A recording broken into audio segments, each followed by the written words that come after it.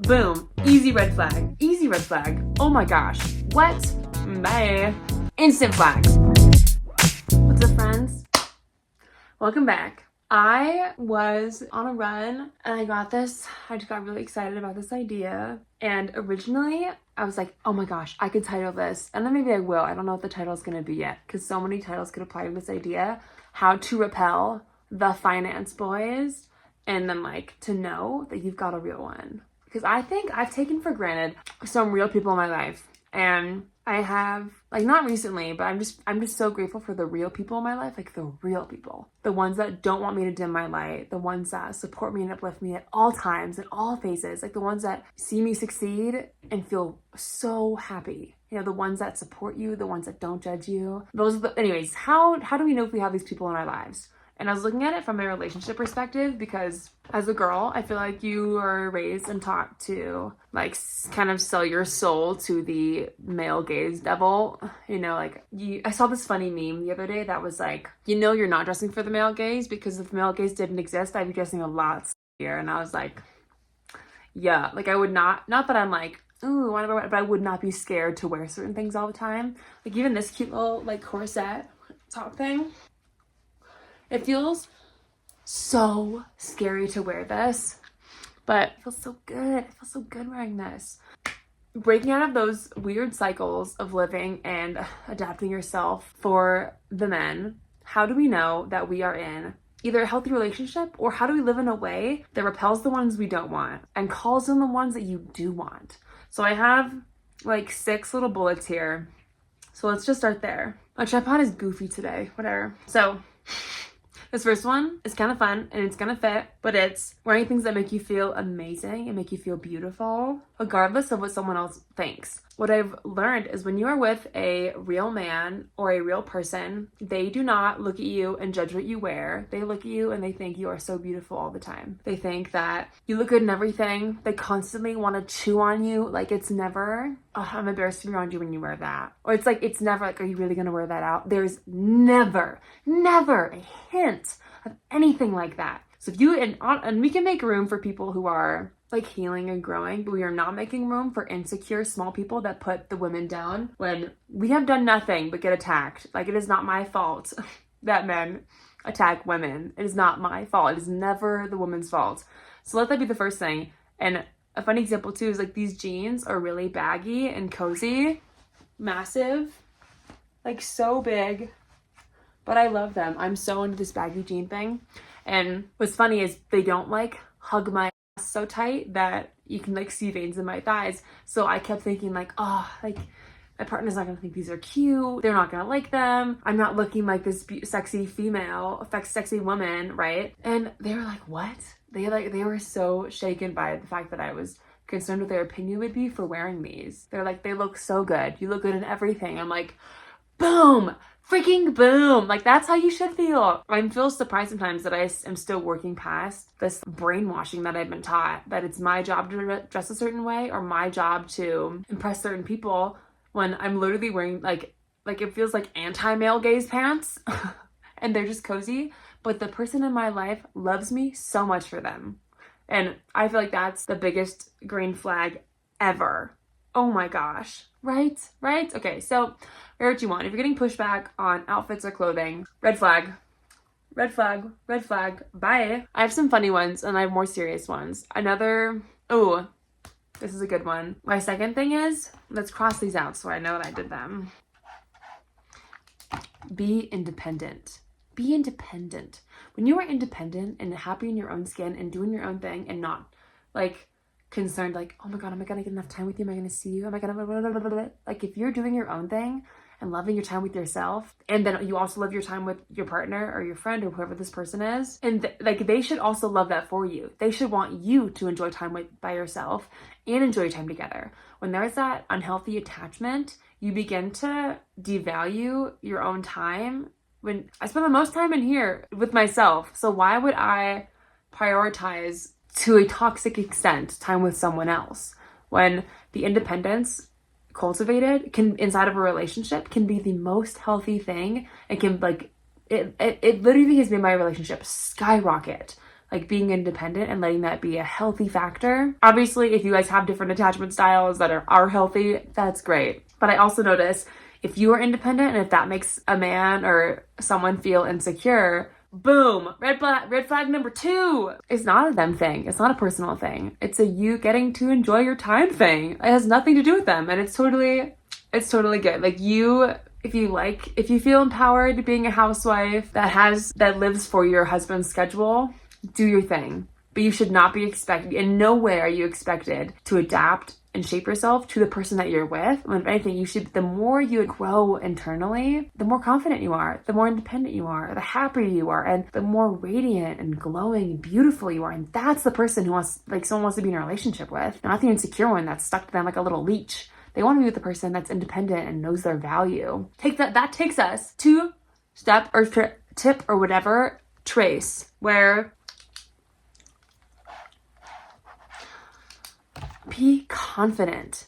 Be so in love with your unique expression of God, your unique expression of goodness, like whatever that is.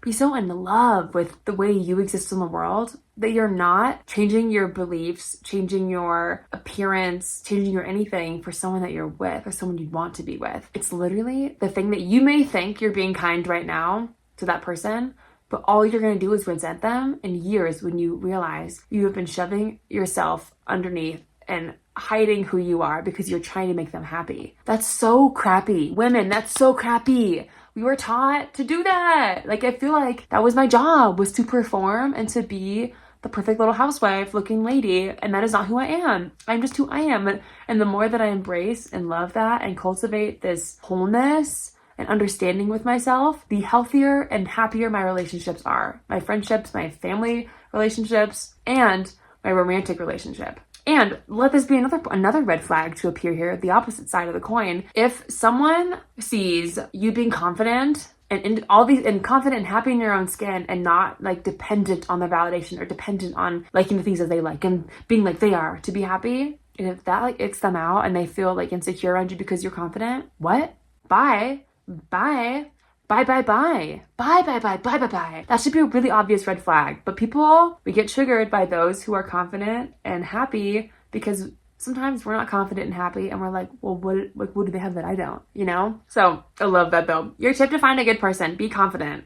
Like it's that easy. It's not. But being like who you are, being confident in yourself, being whole on your own, and then being able to take that somewhere else. Like then you're able to meet someone and love who they are independently and not have this weird, fearful attachment thing to their personality. You just get to love them. Okay, this next one's kind of silly, but I feel this because I have been triggered like this when I was not as healed and like independent before. But read whatever books you want. Coming from your local book girly, I love reading. I love being educated and empowered. If you reading some funky, weird feminist stuff is bothering someone else, bye-bye. If you're reading some thick, cool classics and they feel insecure because, you know, the man of the relationship like hasn't read these really cool books yet, bye-bye.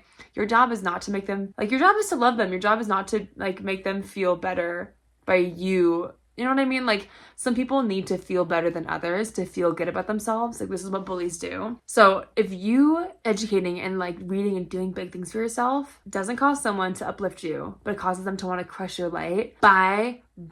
That is the ego doing something. That is insecurity doing something. That is not a confident, loving person that wants to uplift you and that wants to help you shine. That is someone that wants to dim your light because they feel insecure being around you. So read the big books, read the hard books, read the really weird books, read the out there books, read whatever you want. Read the romance with those really weird spice scenes in them. Like literally, it does not matter. And you should be supported in whatever you're reading. The moment someone makes a dig at you about what you're reading, it's a reflection on them. It is not a reflection of you. It is so hilarious. I've even gotten digs from friends about the fact that I do read a lot of romance, and I'm like, and? I just don't care. That's a big old red flag, and I'm like, what? Like, Big red flag. Do not want that in my life. So I'm not feeding that. That was already clicked. Okay. I have two more. I guess it's six. Six is a weird number, but this is what I came up with. This one's pretty funny. Care about the planet and social issues, even a teeny tiny bit. I feel like you will find those weird men that are so selfish and obsessed with money and don't care about human rights and anything in the arts or anything that helps uplift mankind or take care of our planet. The moment you care like the tiniest bit about your carbon footprint, you care like the tiniest bit about buying like the kind of the more eco-friendly like soap, you know, the tiniest bit you buy like a more organic silk pillowcase than just like an Amazon one. Like the moment, not that you have to do these things, but it can reveal a weird side to someone when you just do just like the tiniest little thing. You don't have to be a wild activist to support equal rights or support women's rights. You just have to take a little moment, a little teeny tiny thing, and you reveal the weird ego and the fact that this is just a man that loves his little safe patriarchy and he does not want to uplift women, uplift a minority voice in any way, or help take care of our home, our planet. Boom. Easy red flag. Easy red flag. Oh my gosh. What? Even if, combine some of these here, read a book on climate change. Boom. If there's a red flag, bye. That is so clear and so wonderful. Maybe that's our hack right now, is read books with aggressive titles to see how men react to them. We like that one. Let's do that. So I just love thinking about that. Like, you just care the teeniest bit and they'll immediately throw a fit because social issues do not uplift the patriarchy, right? Caring about the planet does not uplift the patriarchy. These are things that go against the things. All of these values go against what serves him. Bye. My last one. This one's my favorite. This is a really, really good one. This one is a little harder, but it will reveal the level of wholeness that the person we're thinking about right now has. When you follow your dreams, when you do what feels called to you, what feels aligned with your highest self and what you're supposed to be doing, if they are supportive or not, boom. Instant flags. Because I'm sorry, I've never dated or been with someone or even had friends where I have completely aligned passions or dreams. Like, I have friends that love swimming. I'm sorry, I'll swim in the ocean when I go to the ocean. I'll swim in the river if we're at the river. I do not swim for fun. I am not good at holding your breath. I cannot. hate that. I hate it. If I one day want to do triathlon, I will take time to learn that. But that is not my thing. And I'm so okay with that because someone else has the passion, has been growing up loving swimming and wants to go to the Olympics for that. Like, that is so unique to them. So when my passion is unique to me, it's not about competition. No one should feel threatened. It's literally just meant for me. And if someone has a problem with that because you're doing what feels aligned and right for you, but they're having a hard time doing that for themselves, you are going to trigger the living hell out of them. I can't even tell you in just the few weeks that I've been doing YouTube how many people I have triggered. The last video that I made that got more views than the rest of mine, reading like a man who's benefiting from the patriarchy, so fun to do. I had the best time doing that. 70% of those viewers were men. Did I want that to be my audience? No. But you know what's so amazing about that? We are separating the fish. We are sifting out the people right now that are meant to commune with me and have the same vibe I do, and the ones that don't. And that was amazing because it easily sifted out so many people and so many men that had issues with it. And I was also so graceful. I gave so much grace and I gave so much love to all the little books and things I was reading. I actually didn't say anything really crappy. It's so funny. But my title was so triggering that I triggered so many people. Do you know how amazing that is? And triggering people can be so hard to do, but it's such a gift to yourself to just do something loud and risky because you will see who stands next to you. You will see the ones that love you and the ones that want to support you. You will not, the ones that love you don't love you because of your opinions. They don't love you because of the way you dress. They love you because of who you are. And that is expressed in all these ways. So when you do something kind of different and loud and funky, if they're supportive of you, you got a real one, baby. You got a real one. It's so good. You don't have to stress. It's so good. And if it creates this tension or a big red flag, bye.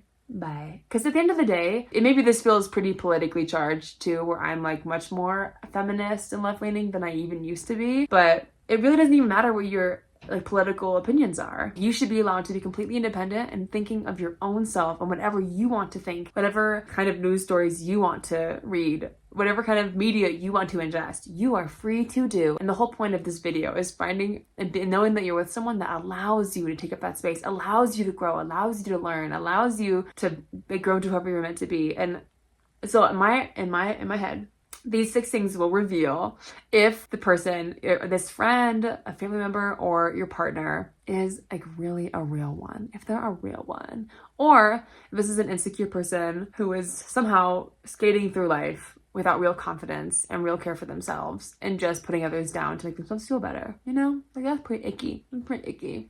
Thanks for watching. I hope this makes sense. I love thinking about this, and this applies to so many things. I feel like I could talk about this all day long. I don't even know what I'm going to title this video, but here are my 6 ways. Here are my 6 ways.